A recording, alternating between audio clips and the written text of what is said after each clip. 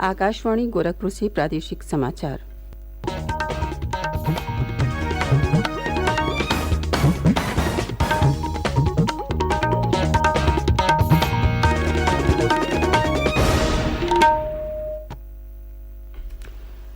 नमस्कार। समाचार बुलेटिन के साथ मैं सुषमा श्रीवास्तव। पहले मुख्य समाचार।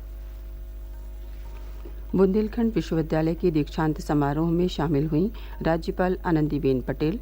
विद्यार्थियों को नवीनताओं से जोड़ने के लिए किया प्रेरित। उप मुख्यमंत्री ब्रजेश पाठक ने मिर्जापुर में आयोजित बजट गोष्ठी में कहा, लोक कल्याणकारी है अमृतकाल का पहला केंद्रीय बजट। केंद्रीय सूचना एवं प्रसारण मंत्री अनुराग सिंह ठाकुर ने कहा, सरकार के पास है भ्रामक समाचारों को रोकने के लिए वैधानिक और संस्थागत तरीके। और आगामी 11 फरवरी को प्रदेश भर में किया जाएगा राष्ट्रीय लोक अदालत का आयोजन।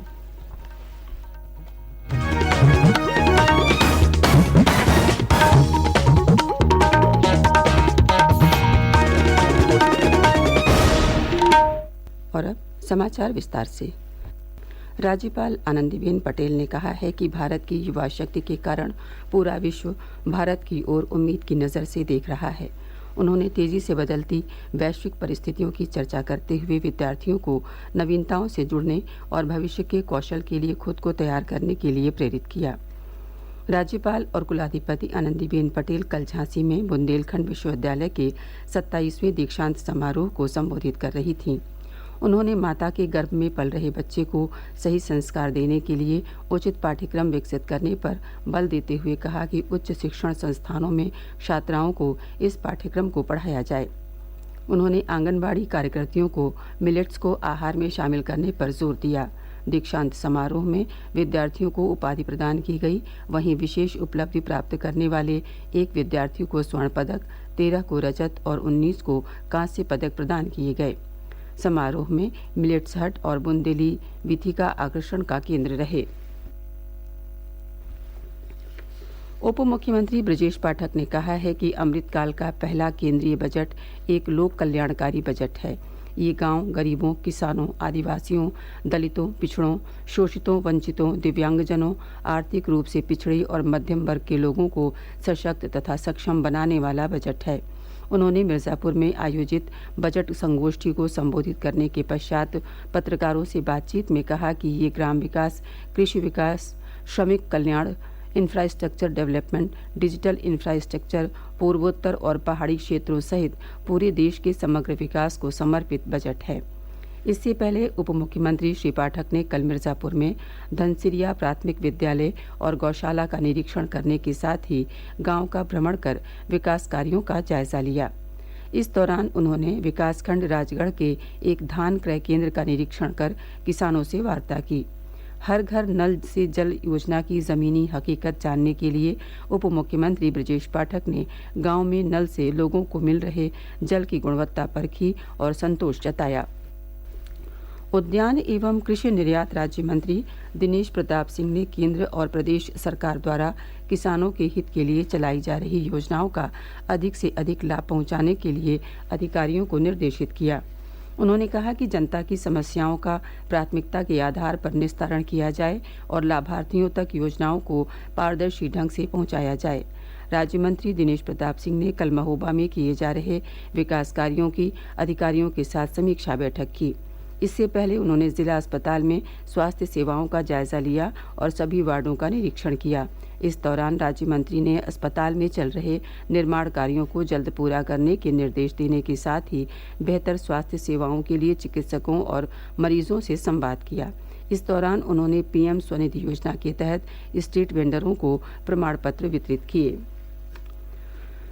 लखनऊ में 10 से 12 फरवरी तक होने वाले ग्लोबल इन्वेस्टर्स समिट और 13 से 15 फरवरी तक होने वाले G20 समिट की तैयारियों को लेकर कल रात प्रदेश के पीडब्ल्यूडी मंत्री जितिन प्रसाद ने लखनऊ शहर के विभिन्न मार्गों का निरीक्षण किया।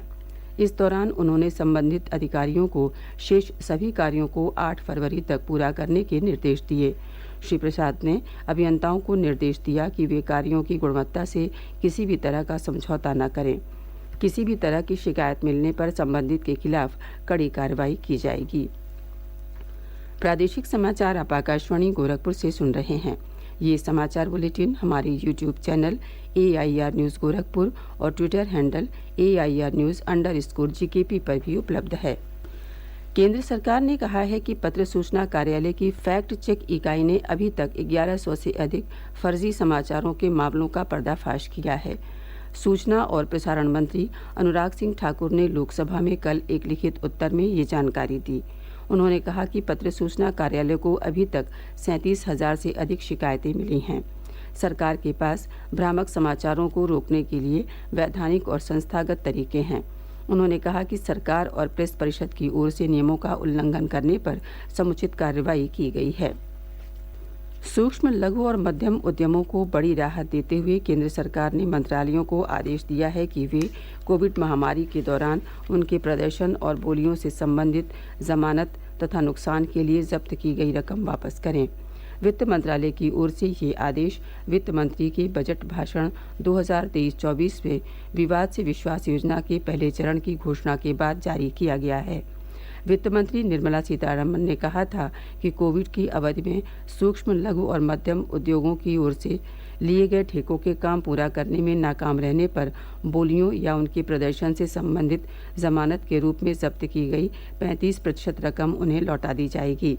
मंत्रालय ने कहा है कि 19 फरवरी 2020 से 31 मार्च 2022 के बीच खोली गई निविदाओं के लिए ली गई जमानत की रकम को वापस कर दिया जाएगा। इस रकम पर ब्याज नहीं दिया जाएगा। मुकदमों के सुलभ, सफल और समय से निस्तारण के लिए प्रदेश भर में आगामी 11 फरवरी को राष्ट्रीय लोक अदालत का आयोजन किया जा रहा है। लखनऊ के जिला न्यायाधीश और जिला विधिक सेवा प्राधिकरण के अध्यक्ष संजय शंकर पांडेय ने कल लखनऊ में आयोजित प्रेस वार्ता में ये जानकारी दी। उन्होंने बताया कि लोक अदालत में उत्तराधिकारवाद, किराएदारवाद, पारिवारिक वाद, वैवाहिक मामलों के साथ मोटर दुर्घटना प्रतिकरवाद, आयकर, बैंक और अन्य वित्तीय संस्थाओं से संबंधित मामलों के साथ अन्य मामलों का भी निस्तारण किया जाएगा। उन्होंने कहा कि राष्ट्रीय लोक अदालत में पिछली बार मामलों के निस्तारण में उत्तर प्रदेश ने अच्छा कार्य किया था। इस बार भी प्रयास होगा कि प्रदेश मुकदमों के निस्तारण में अव्वल आए। उन्होंने लोगों से इस लोक अदालत में पहुंचने और उसका पूरा फायदा उठाने की अपील की। यूपी ग्लोबल इन्वेस्टर्स समिट के बारे में प्रदेश के बेरोजगारों और युवाओं को जागरूक करने के उद्देश्य से विश्वविद्यालयों और महाविद्यालयों में यूथ ओरिएंटेशन प्रोग्राम का आयोजन किया जा रहा है। इसी क्रम में कल हमीरपुर में राजकीय स्नातकोत्तर महाविद्यालय में कार्यक्रम का आयोजन किया गया, जिसमें वक्ताओं ने सरकार की विभिन्न नीतियों के माध्यम से वृहद पूंजी निवेश आकर्षित करने की जानकारी दी। रामपुर के मौलाना जौहर अली विश्वविद्यालय में छात्र छात्राओं के साथ संवाद कार्यक्रम का आयोजन हुआ।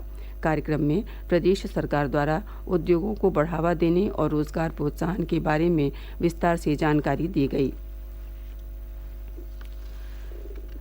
नेहरू युवा केंद्र लखनऊ युवा कार्यक्रम खेल मंत्रालय और गृह मंत्रालय भारत सरकार द्वारा आगामी 10 फरवरी से 16 फरवरी तक लखनऊ के राष्ट्रीय जन सहयोग एवं बाल विकास संस्थान में 14वें जनजातीय युवा आदान प्रदान कार्यक्रम का आयोजन किया जाएगा।